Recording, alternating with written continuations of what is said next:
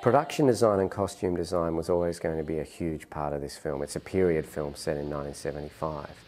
Our costume designer did an amazing job of finding period costumes from that era. It's a very flattering era, you could say. Very high-waisted pants and very tight-fitted shirts for the boys. Nice pants, Peters. We've got lots of lovely patterns, prints, and lots of lovely high-waisted original 70s trousers. Quite frankly, it's not the most comfortable era for men. Right. It's a lot of polyester, a lot of tight-fitting pants, lots of smelly shirts. Yeah, it was the era of polyester. The era of polyester. Yeah, makeup looks fantastic. I think he looks a bit like Nick Cave. I needed to find guys that could grow beards, you know, that could be hairy.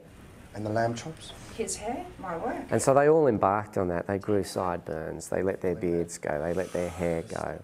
Mr. 70s, here he comes. He doesn't get the role if he doesn't go out tonight and pick up. someone up. I think you can see in the film how all of those guys found out a way to try and physically feel like they were inhabiting the 70s. You got a full Perm. Yeah, man. If anyone's got a dirty toilet, just tip me upside down. Yeah.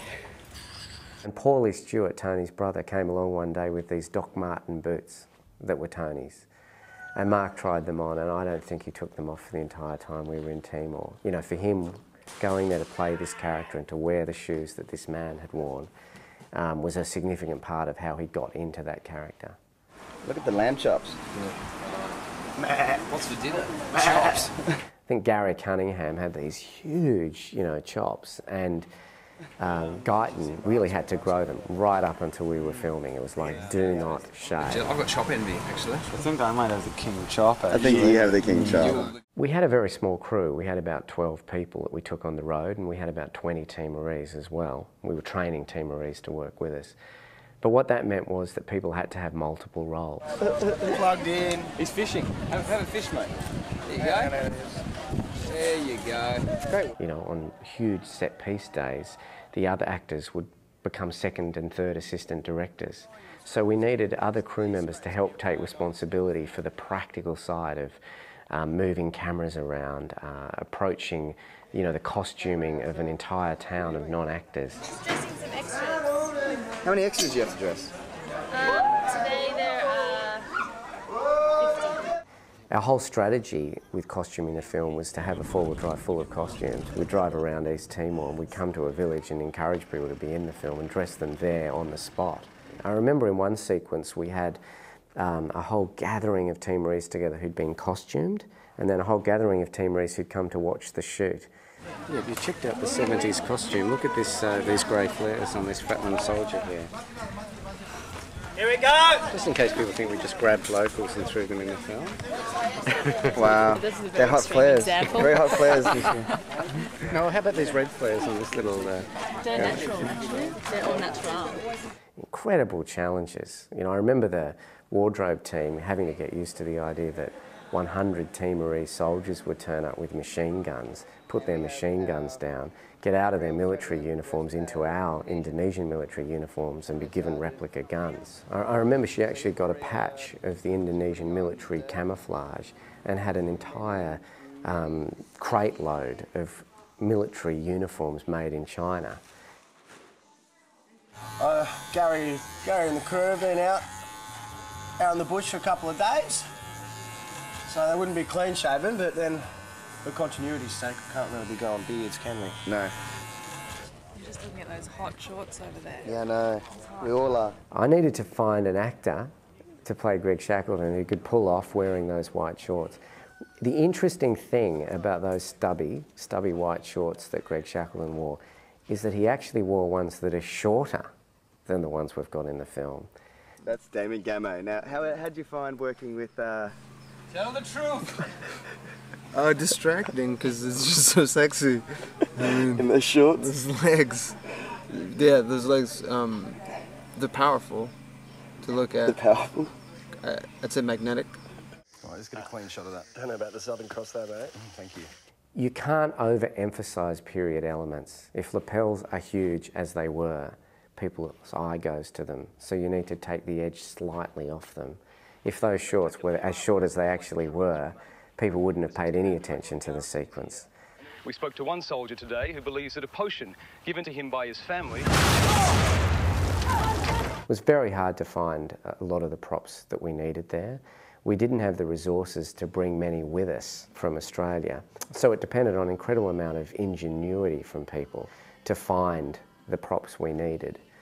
You know, old typewriters, telexes, military vehicles, because 90% of the buildings were destroyed by the Indonesians in '99 as they retreated. And interestingly, the Jeep in the film that Ramos Horta drives around in is actually a Jeep that the President of East Timor, Ramos Horta, owns in his own private collection of vehicles, and one that he lent us. The difficulties we faced in those driving sequences was a huge challenge to overcome. The car that the journalists drive around in, I think we found the only one that there was left in East Timor. We painted it the colour of the Jeep that is famously seen in all of the footage that the journalists sent back. But it was a nightmare. It kept breaking down. It shouldn't have been able to keep driving. You know, I had a complicated problem that the car was breaking down and the actor, Osme, who'd taken the role as the driver, couldn't drive. You know, we arrive in East Timor and the first scene he had to play, he said to Damon Gamma, who plays Greg Shackleton, "I'm going to need a hand working out how to drive this." There was one day where the car had to drive around the cliff line next to the sea when the actors came to me and said, "We are refusing to get in the car with Osme, he can't drive." And I had to find a double. No, it's quiet. No. These are all live guns. No, they've got plastic guns. No, they haven't got guns. They haven't got... But we have guns. Okay. And they can We made a decision very early on that we didn't want any real guns used in the entire shoot for safety reasons. So we worked with a Melbourne company on making replica guns from the period. Incredibly difficult bringing them back into Australia. Interestingly, much easier taking them into East Timor. And those replica guns really helped us out. It meant that we could do sequences with men running around with machine guns, but not have the fear that they might be a dangerous weapon. You know, certainly we're talking about a country with such unrest over the 24 years of occupation and the 10 years since independence, that using real guns would have been irresponsible. This poor guy dropped a grenade. So what are you applying here? It's called third degree.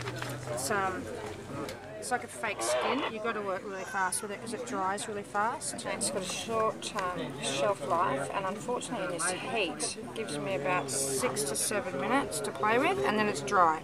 Okay.